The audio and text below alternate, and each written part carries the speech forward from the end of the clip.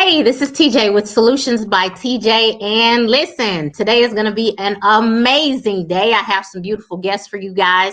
We are going to be talking about this infamous PPP loan and how notaries can get it. Now, I know a lot of you have just started this business in the last, I'd say 6 months to a year.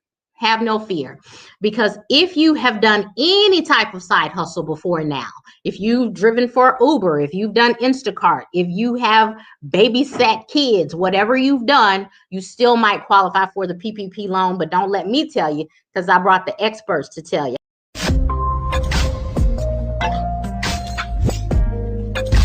I have Miss Leslie Dawson, Miss Leslie Dawson, who's coming on with us today. Miss Dawson, can you unmute yourself, please? Yes, hello. How are you? I'm good. How are you tonight? I am perfect. Oh boy, I'm just having one of those senior moments, y'all.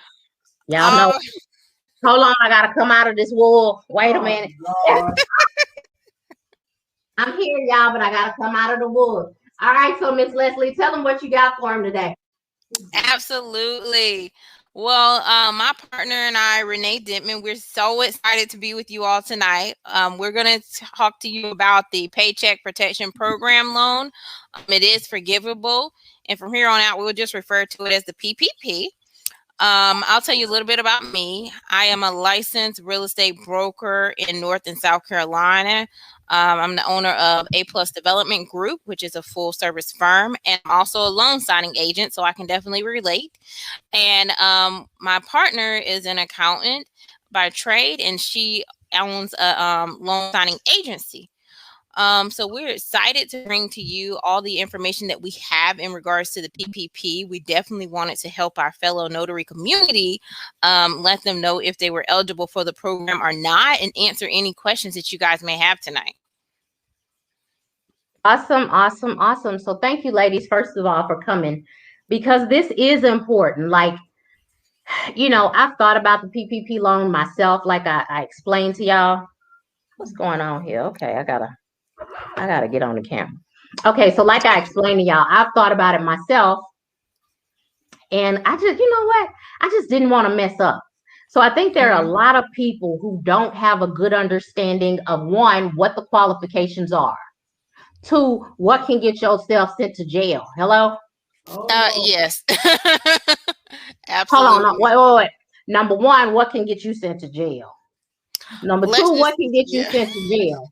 Number three, what can get you sent to jail? And then we get that one more time for the people in the back. And number four, what can I do to go to jail? Whatever that is, I don't want no part of it. So that's the very first thing I need for everybody in the audience to know. What will get you sent to jail? Because we've all heard some of those stories. Early on, I heard of people who were misusing the PPP loan, and they got, some type of federal time or whatever. Yeah, whatever will get you sent to jail, I don't want no parts of it. So that's one of the Absolutely. things. But I mean, there are legitimate things that we have done as notary signing agents over a certain period of time that qualifies us for this money. Because let's be real, whole market shut down during COVID. Whole Yep. market. At a minimum from March to June, everybody, I mean, we did not leave the house. It felt like when we left the house for the first time in June, the whole world looked different. We were in amazement and other people were out. Like we had not left our neighborhood. It was crazy. So Yeah. it's just interesting. So tell us first, either one of y'all. Hey, Miss California Notary, with your pretty self. You look like one of my nieces. But hello. So tell us a little bit about what the requirements are. Absolutely. I'll be happy to go over that. So the requirements are, number one, you needed to be in operation prior to February 15th, 2020. Okay. By operation, that means you needed to at least have your structure in place, whether you're a sole proprietor or LLC, and you needed to be bringing in income. If you've done that, you've met requirement number one. Sorry, I'm getting hiccups all of a sudden. Let me drink a little bit of water. Um, Okay, and then secondly, you needed to have brought in at least $5,000 in gross revenue for your business either in 2020 or 2019. If you met those two requirements and it was income brought in either through a 1099 gig work or how we as notaries are mostly paid 1099 through our vendors, or if you brought it in as another business under your LLC or being self-employed, any of those ways you are automatically eligible for the first PPP loan as long as you've met those requirements. Those are the only two things you needed to have done. So number one, you have to have made a minimum of $5,000 in either 2020 or 2019. Correct? Yes, that is correct. And as long as that income was made prior to February 15, 2020. Actually, the full 5,000 did not have to be made prior to that. You just had to already have started bringing in some of it. You had the entire year to make that minimum. Okay. Yep. Absolutely. Awesome. Okay.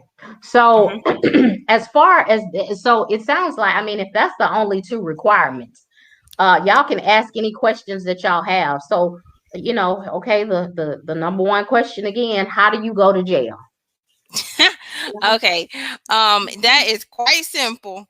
You will go to jail if you just outright lie. You cannot have, for example, if you only made $500, do not create a tax return saying you made 5,000. Okay. The government can track that. That would be a lie. So what we recommend, what they do ask for, I'll tell you the documents they're going to ask for proof. Okay. They're going to ask for a February 2020 bank statement, number one, to see if you already had a bank account established. They will ask for a March 2021 bank statement to see if you still have a current bank account established. Okay. They will ask you for your full tax return, either for 2020 or 2019. They're going to want a voided check for the account that you want the funds deposited into, or they will also ask for either a direct deposit form for that account. All of those are things to make sure that the application you're putting in is a valid one. If they feel for any reason there's a discrepancy on the application, they're going to ask you for further proof.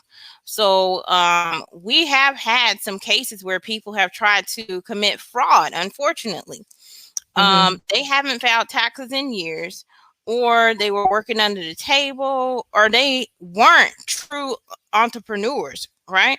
But they know that this was an opportunity to be able to access capital. They have created fraudulent returns just so they can get the maximum amount, which is $20,833. They will catch it, because we had so many people committing fraud previous to now, back when this was first released in April and May of 2020, that the SBA has cracked down on what they want you to show. Previous to this year, you did not have to have your taxes completed, but now you do, because they need to be able to verify that this is truly a genuine business and that you have been operating.